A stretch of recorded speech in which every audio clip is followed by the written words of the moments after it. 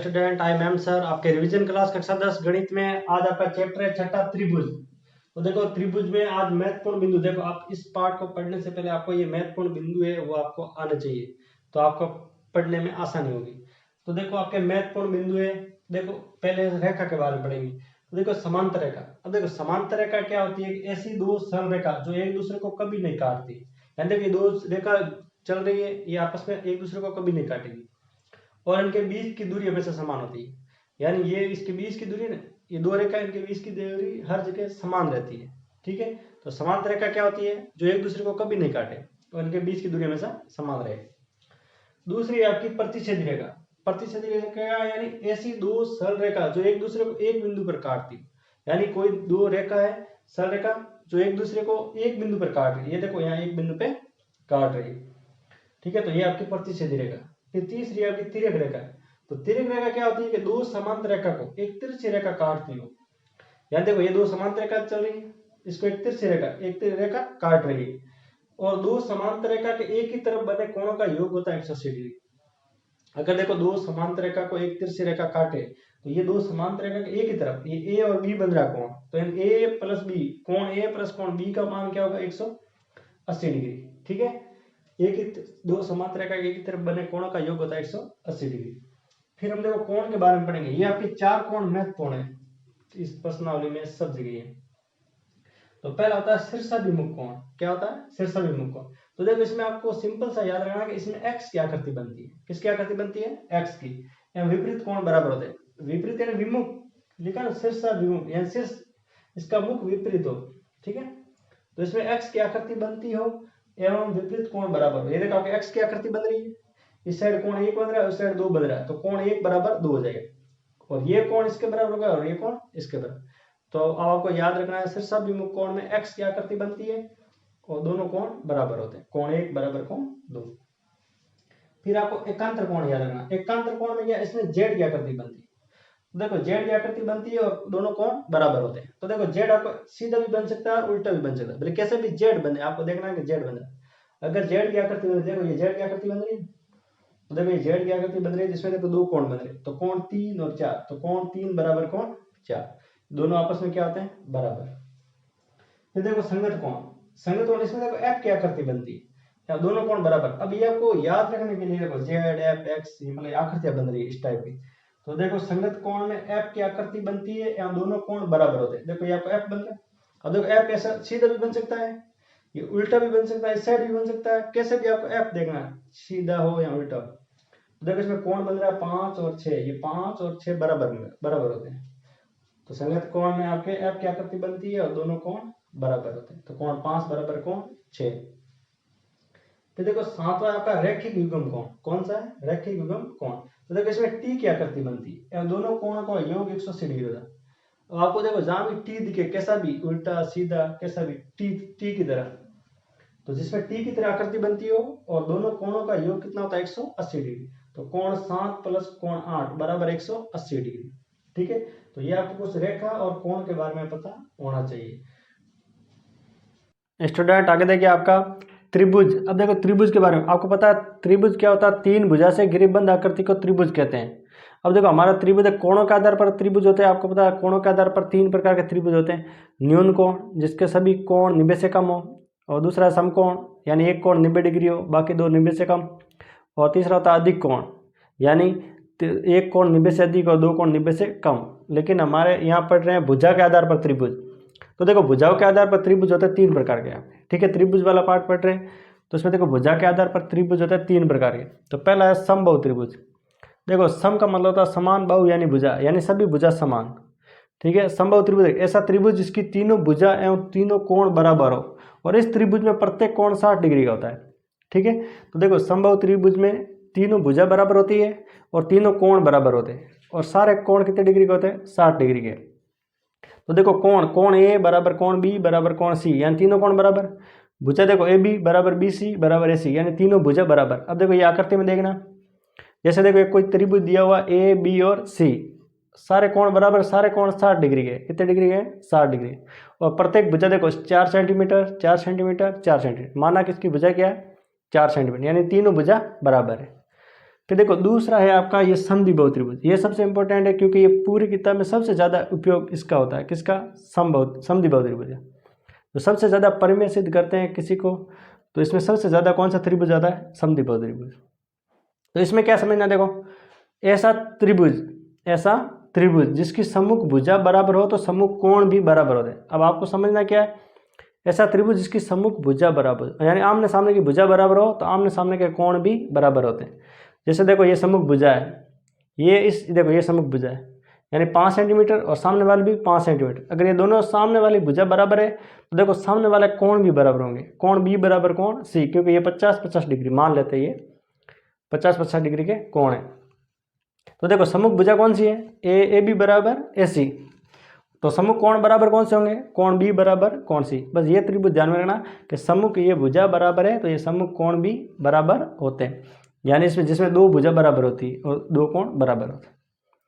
तीसरा आपका विषमबाहु त्रिभुज। विषमबाहु त्रिभुज यानी ऐसा त्रिभुज जिसकी तीनों भुजा और तीनों कोण असमान होते हैं। यानी विषमबाहु त्रिभुज में तीनों भुजा और तीनों कोण बराबर नहीं होते। जैसे ये त्रिभुज दिया हुआ ए बी सी, इसमें देखो एक 4 सेंटीमीटर है, एक भुजा की 5 सेंटीमीटर है, एक भुजा की 6 सेंटीमीटर, यानी तीनों अलग अलग है। एक कोण आपका 50 डिग्री है, एक कोण आपका 60 डिग्री और एक कोण आपका 70 डिग्री, यानी तीनों कोण असमान है। ठीक है, आपको पता है कि त्रिभुज के तीनों अंत कोणों का योग कितना होता है? 180 डिग्री। यानी अंदर वाले तीनों कोणों को जोड़ेंगे तो इसका योग होता है 180। देखो 50, 60, 70 को जोड़ेंगे तो 180 हो रहा है।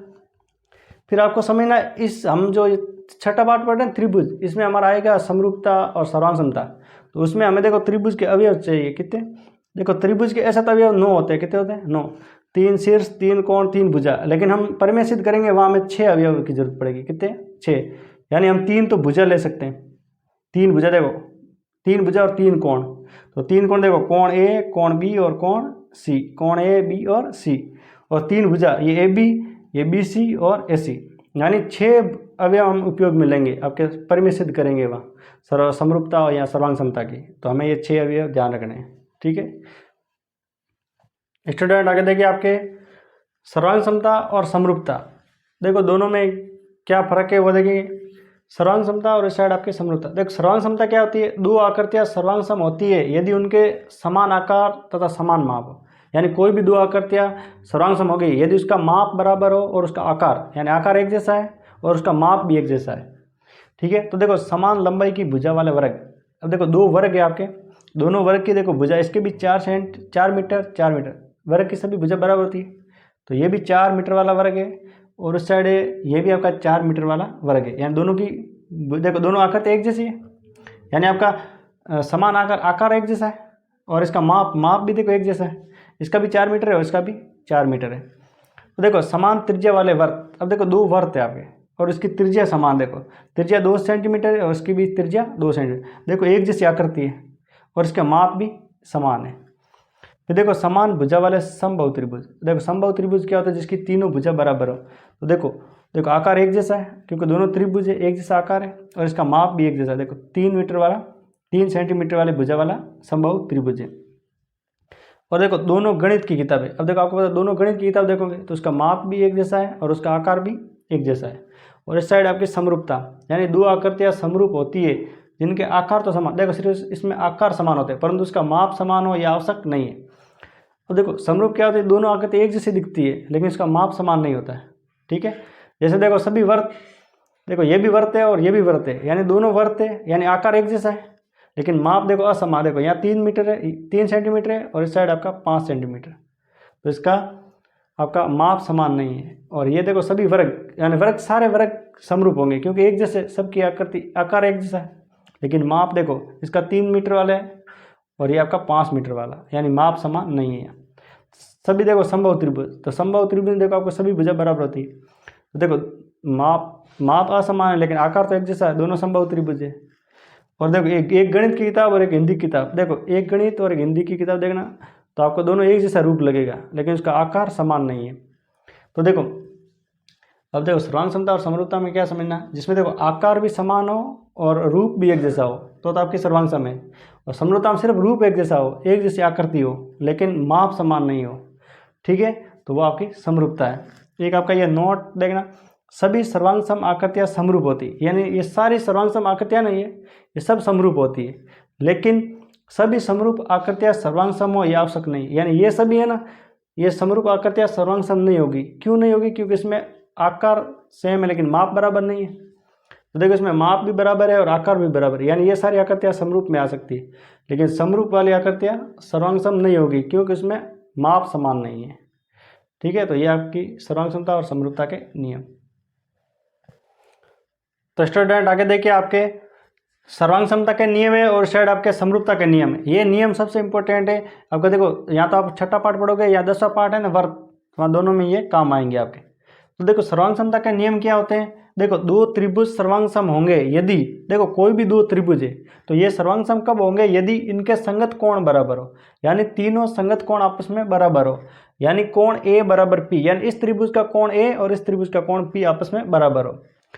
और कोण बी किसके बराबर हो? कोण क्यू के बराबर हो। और कोण सी हो कोण आर के बराबर, यानी संगत कोण बराबर हो। फिर इसका दूसरा नियम है कि इनकी संगत भुजा परस्पर बराबर हो, यानी इन दोनों त्रिभुज के आपस में संगत भुजा बराबर हो। यानी ये भुजा इस भुजा के बराबर होगी और ये भुजा इसके बराबर और ये भुजा इसके बराबर, यानी ए बी पी क्यू के बराबर। यानी ये ए बी भुजा किसके बराबर होगी? पी क्यू के बराबर। भुजा बी सी किसके बराबर होगी?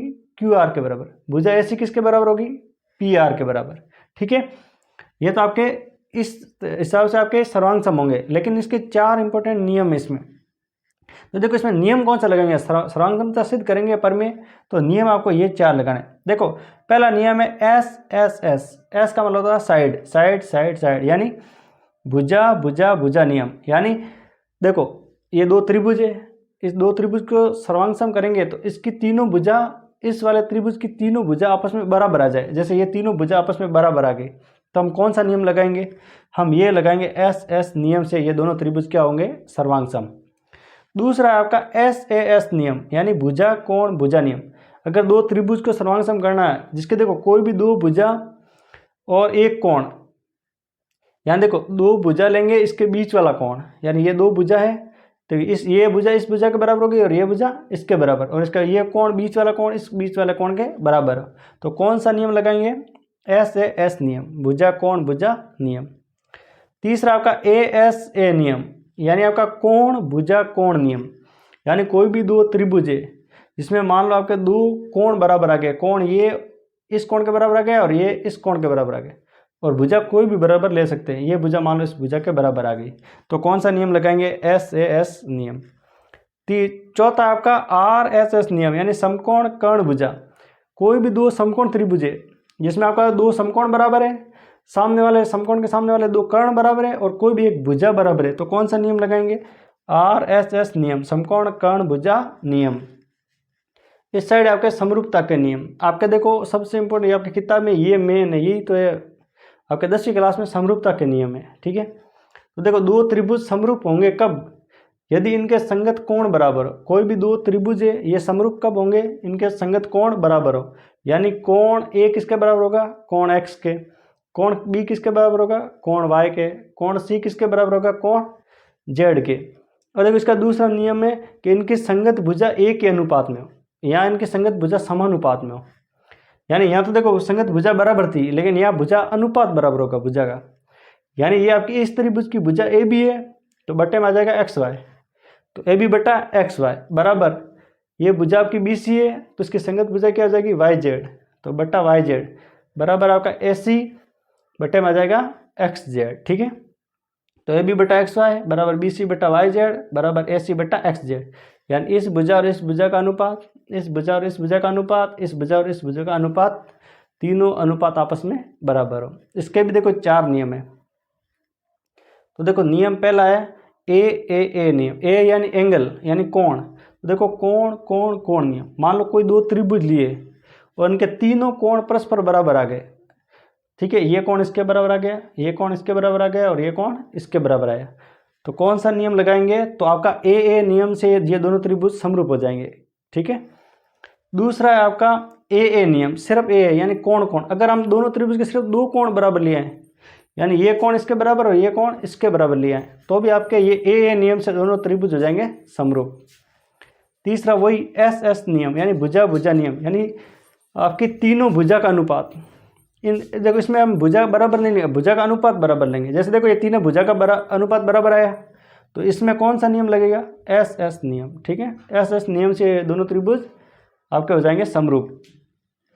चौथा आपका एस एस, यानी कोई भी दो, देखो एस एस यानी भुजा कोण भुजा, यानी कोई भी दो भुजा का अनुपात और कोई एक कोण बराबर आ जाए, यानी दो भुजा का तो अनुपात बराबर आ जाए इन त्रिभुज में और कोई भी एक कोण बराबर आ जाए, तो कौन सा नियम लगेगा? एस एस नियम से ये दोनों त्रिभुज हो जाएंगे समरूप। तो ये आपके समरूपता का नियम है, ये आपके सर्वांग समता के नियम है।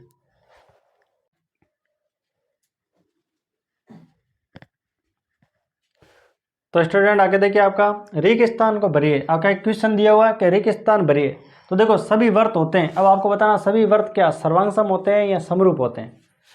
तो देखो सभी वर्त, अब आपको पता है सभी वर्त, अब यहाँ कोई माप तो दिया हुआ नहीं कि ये सारे वर्त के 4 मीटर के 4 सेंटीमीटर के, तो अगर माप दिया हुआ नहीं हो तो क्या हो जाएंगे? समरूप हो जाएंगे। क्या हो जाएंगे? क्योंकि सभी वर्त यानी रूप तो एक जैसा है, आकार एक जैसा है, इसलिए क्या हो जाएंगे? समरूप। ओके, समरूप। तो सभी वर्ग क्या होते हैं? समरूप। फिर देखो सभी वर्ग, यहाँ भी माप नहीं दिया हुआ, यानी वर्ग सब एक जैसे दिखने में एक जैसे होते हैं, तो क्या समरूप होते हैं, यानी समान रूप वाले। तो सभी वर्ग क्या होते हैं? समरूप होते हैं। देखो सभी त्रिभुज समरूप होते हैं, दिया हुआ है तीसरा, सभी त्रिभुज समरूप होते हैं, यानी कौन से होते हैं? विषम बाहु के समद्विबाहु के समबाहु। तो हम देखो पहले पढ़ चुके हैं कि आपको त्रिभुज पूछे तो सिर्फ समबाहु त्रिभुज ही लेना है। कौन सा? समबाहु। समबाहु त्रिभुज आपका, ठीक है, समबाहु त्रिभुज की तीनों भुजा बराबर होती है। तो देखो सभी समबाहु त्रिभुज समरूप होते हैं। और देखो भुजा की समान संख्या वाले दो बहुभुज समरूप होते हैं, यानी कोई भी दो बहुभुज दिए जो आपके समरूप है, यदि, अब इसमें कौन सा नियम लग रहा है? देखो यदि उनके संगत कोण, अब संगत कोण क्या होता है? हमें पढ़ के बराबर होते हैं। क्या होते हैं? बराबर। संगत कोण बराबर होते हैं तथा उनकी संगत भुजा। अब देखो हमने पढ़ चुके हैं कि समरूप में, देखो सर्वांग सम में तो होता है आपके संगत भुजा बराबर होती है, लेकिन समरूप में क्या होती है? उनकी संगत भुजा का अनुपात बराबर होता है। अब अनुपात बराबर हो उसको मतलब होता है ये समानुपाती होती है, तो उनके संगत भुजा समानुपाती होती है। क्या होती है? समानुपाती हो। ठीक है, तो ये आपके रिक्त स्थान है।